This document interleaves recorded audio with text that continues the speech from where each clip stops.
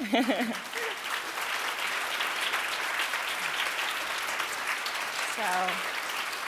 yeah, thank you. Chanel, thank you so much for being here with us. It's a real honor to have you. And so I just wanted to start by talking a little bit about that animation, which I should be clear, that's your work. Yeah. In addition to being a writer, you're also an illustrator. In the clip, you talk about becoming Emily Doe. Can you tell us who is Emily Doe?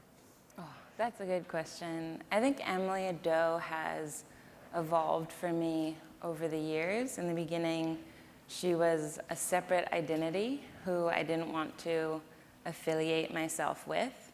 And I think after I wrote this statement and I started receiving letters from the public, people kept saying, you know, she's so courageous and so eloquent and she's talented at writing. And I didn't have those feelings about myself yet. I had just sort of been spit out of the system. I still felt really fragile. And, you know, everybody sort of gave me a framework to grow into. And I believed everyone when they said it. And so I said, okay, I have to start to learn how to absorb these compliments and become these things and really believe it for myself. And that's who Emily Doe became. It seems like in your book, which we're going to really get into, but it almost seems like you embrace this identity as almost a defense mechanism. She's someone separate from who you are. How did you kind of take on that identity? Yeah, I think you want to keep your trauma in a corner. You want to keep it separate from everything else and say, this is the life that I've built. This is how I know myself, and I'm not going to let some external circumstance affect who I am and what I'm doing and what I'm planning to do.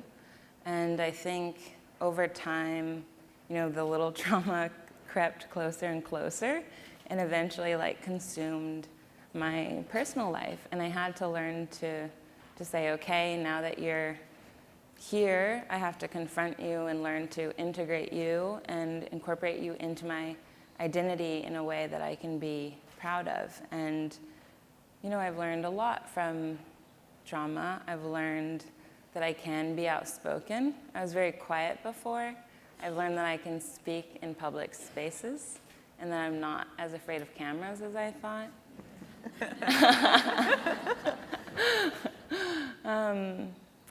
And these are all positives that I've taken away. And I just feel more confident than I thought I could be before. So for those of you who have not read the book, and you should all read the book, I'm just going to give sort of a very high level, just what happened. So in January 2015, Chanel was sexually assaulted, found unconscious, and half naked behind the dumpsters at Stanford University.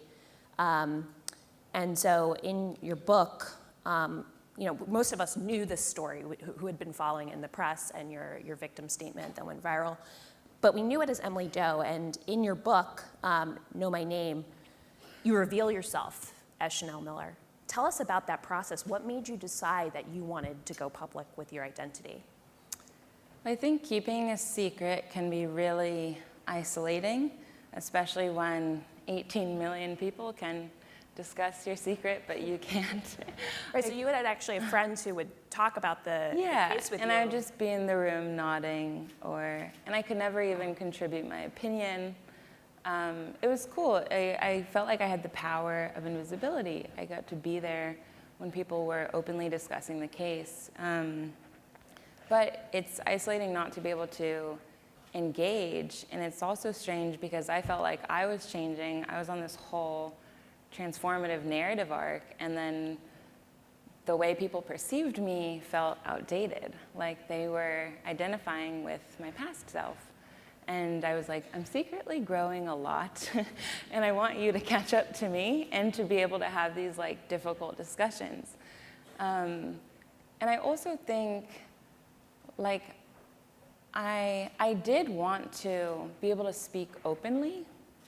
I think all of us want to be able to speak about what has happened, but we don't know how. And I feel like I had to spend the last almost 5 years figuring out how to come forward in a way that I would be okay with, in a way where I could still feel like I would be myself, that it wouldn't just blow up everything I had done in my life. And so I learned over time to take care of myself. I spent the past 3 years just figuring out what happened in the trial, reading transcripts. I continued to go to therapy. I started exercising more and doing planks. And I have like better upper body strength. And I basically got to a point where I was like, I've done everything I could do to make myself feel better. I have, nourished things that were neglected, like relationships during the court proceedings. So I feel ready. And then the one thing that kept me back was being scared for my safety and my privacy. And I think a lot of family members and people who love me were like, why would you, you're okay now, why would you now reveal yourself and sort of risk everything again and be exposed to attack again? And I thought, because I shouldn't have to be confined to a life of hiding. I shouldn't have to feel suffocated because I'm scared someone will hurt me. That's not a way anybody should have to live. I want us to be able to be present and speak and sit together face to face. I thought I deserved that after being isolated for so long. And so, Thanks.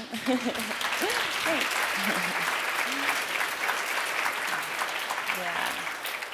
So yeah, I think a lot of us wish to come forward and be open, and we just are trying to figure out how, and we need to create spaces where we do feel safe and that our privacy can be protected and that we feel comfortable talking about these things. That's what we need to focus on. And just so everyone knows, this is actually Chanel's first time speaking at a conference, and she's not doing a, she's not doing, yeah. She's not doing a typical book tour because she's concerned about her safety. So I think that's really speaks to how this has impacted your life in some ways. Yeah, absolutely. I mean, I just focused on writing. I focused on putting one word in front of the other. That I could handle for 3 years in my room. When it came time to discuss who's gonna do first interview, are you comfortable with TV, I withdrew. I felt angry when people talked to me about doing interviews. I thought they're going to come at me with an angle. It's gonna be a gotcha piece. In trial during cross-examination, the only reason questions are asked is in order to manipulate you and to make you appear stupid and to expose some other side of you. And so I didn't trust questions. I didn't want to be asked anything. And it took a lot of time to even be able to trust reporters, and to even be willing to open myself to questions. And then I thought, okay, I'll do interviews, but I won't do public events because there were many threats to my safety over the years, and I'm scared to be in a room full of strangers. I still can't do that. And Beth was like, well, they're really nice women. I was like, okay. So this is my toe in the water type of thing. That's what my media team told me too. They're like, try it out. But I think it's important to also recognize you should only go as fast as you feel you can go. There's no timeline for how fast you should be doing things. I have a book out, and I'm not currently doing a book tour, and that's not conventional, but you can still do it if that's what's right for you. And so I'm learning how to do these things step by step, and I'm not pushing myself to go any faster. I think even when the statement came out, a lot of reporters were like, come do an interview, we'll blur your face and warp your voice and no one will ever know who you are. And I was like, well, I'm not ready to do that. And they're like, well, let me explain how a news cycle works. You need to be in here in the next week. And I was like, no, I don't, because I'm not ready. And so it was really incredible to take as much time as I needed, which is 3 years. It's been 3 years since the statement came out. And to come out and be like, hey, look, people still care, And that urgency was made up It's, yeah, so just go at your own pace, because healing is really slow and it demands a lot of you. But yeah, it's cool that this is my segue into next year. Well, we're thrilled to have you here with us. And one of the things that I was really struck by in the book, during the trial, you are sort of a very one-dimensional. We don't know who you are, right? Mm-hmm. You're described as a victim. It's very one-dimensional, and therefore, Brock Turner gets to kind of write the story. How important was it for you to come out with this book and reclaim who you are? I mean, you come off as a very multi-layered, multi-dimensional person, and we haven't seen that before. How did that drive your writing? Yeah, I think it was so frustrating because the assault happened right after graduation, and you're sort of beginning to form an identity and explore doing different things and, build your resume. And I felt at the beginning that I did have a lot to offer, that there were many things I was interested in, and over time, so much of that creativity got muted. And it was really hard to counter his accolades and accomplishments. I couldn't say like, hey, I really like drawing, and I promise you that one day I'm going to make comics and draw things that will make people happy, because it was so, I just hadn't had time to do it yet. Right. And I had to keep a faith that one day I will get to a place where I can actually do the things that I love, but it was really difficult at that time to feel like I didn't know how to prove my worth. And in the book, I talk about how in court, they had this big white piece of paper, and there was a timeline on it, and I had to write down the times, when I called who, and blah, blah, blah.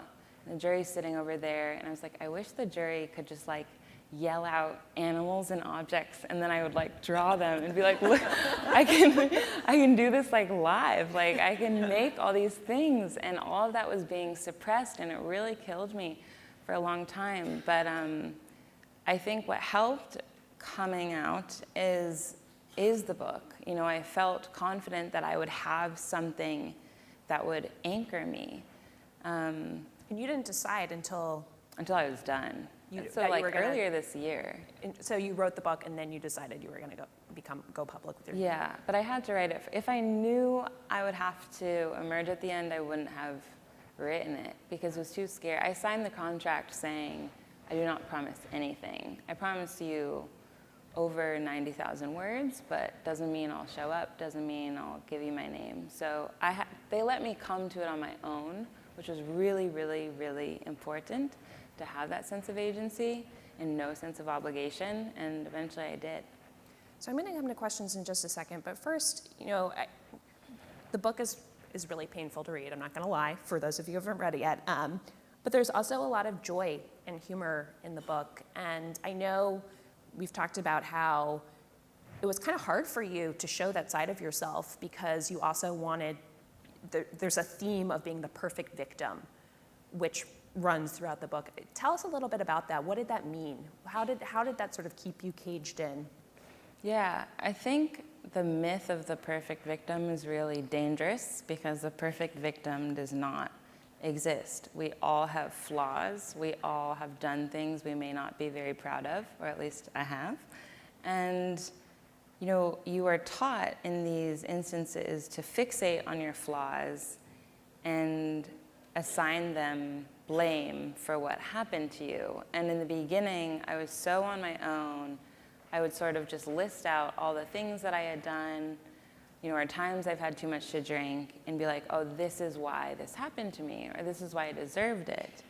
You turn inward, and that's really dangerous. You think, oh, if I was only more pure, or if I was smarter, or if I was less reckless, then this wouldn't have happened. And that's not true. It can happen to anyone at any time, and that's the reality. And it's not because you're uniquely flawed that so many of us are getting assaulted or harassed. It's because there's greater patterns at play of male entitlement, male sexual entitlement. How do we not see the root of these issues and instead blame it on oh, my skirt was here instead of here? how the hell could that be the reason all of this is happening? But it took a long time to realize that.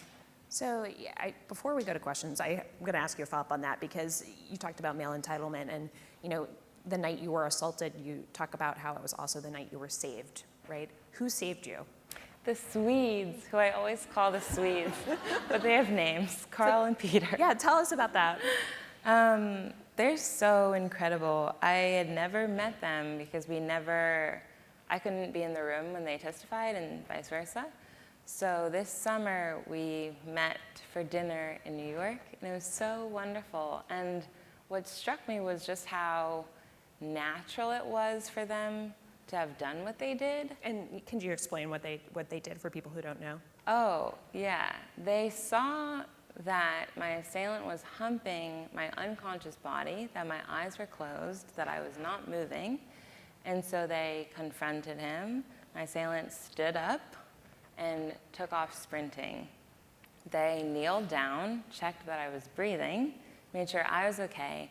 Then Peter took off running after him. And I asked him, I was like, how did you catch up? And he's like, I had so much adrenaline, which is so amazing. And he did a leg sweep, which I don't even know what that is, and tackled him, and then was sitting on him, and he's like, apologize to her, do you think this is okay? And then Carl came over once he knew I was okay. Well, I wasn't, but, and then they both sat on my assailant and pinned all of his limbs to the ground until the ambulance could come and I could be taken care of. But their clarity, not only we talk about masculinity and they had that, but they also had such tenderness. The center was me. It wasn't a violent act. It was acting to help me. And it came with dialogue, forcing him, do you think this is okay? Challenging him there on the spot. And, throughout the whole case, that always gave me hope. If I know there are people in the world like that, the world can't be that bad, right? And they showed up multiple times to testify while they were in school. So I just owe them so much. And when I said, I don't even know how to thank you, they're like, well, you're thanking us by helping other people. That's thanks enough. So I was like,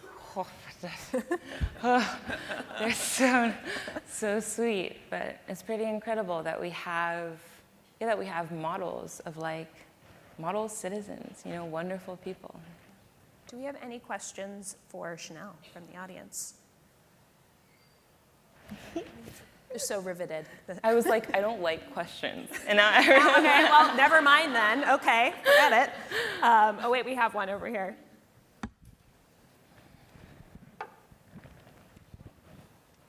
I just want to say thank you.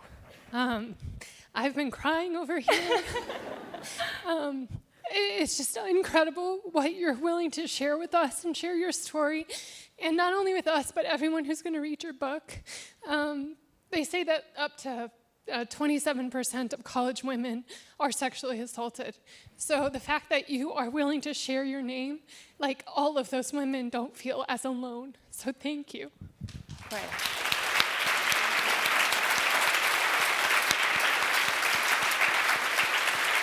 We have another one.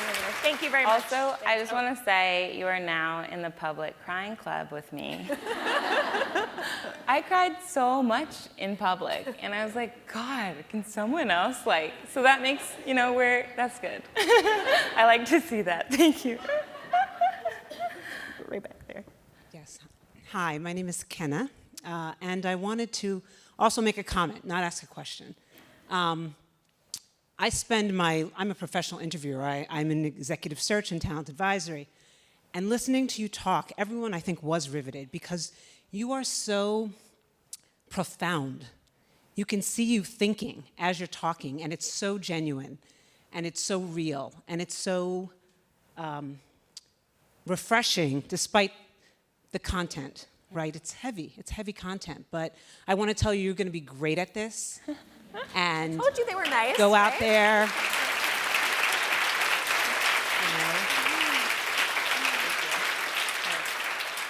Do it on your terms, as you said, on your timeline, and recognize that you're impacting the world by what you're doing. So Thank you, Kenna. Thank you. So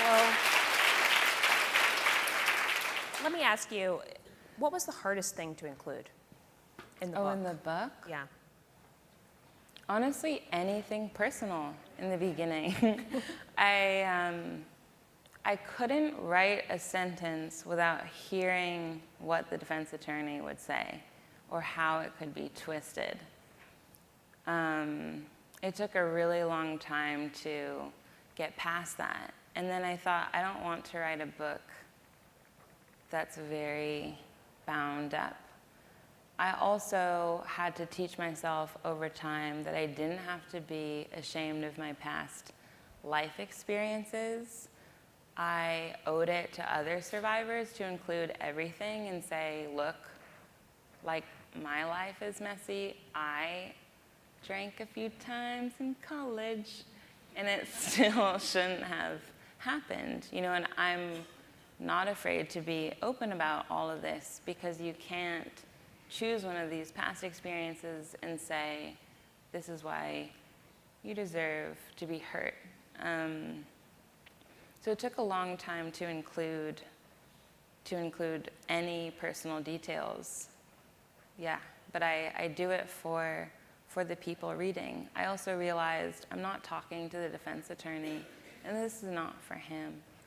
Yeah. Chanel, thank you so much for being with us, for letting us know your name and your story. Thank you. Thank you.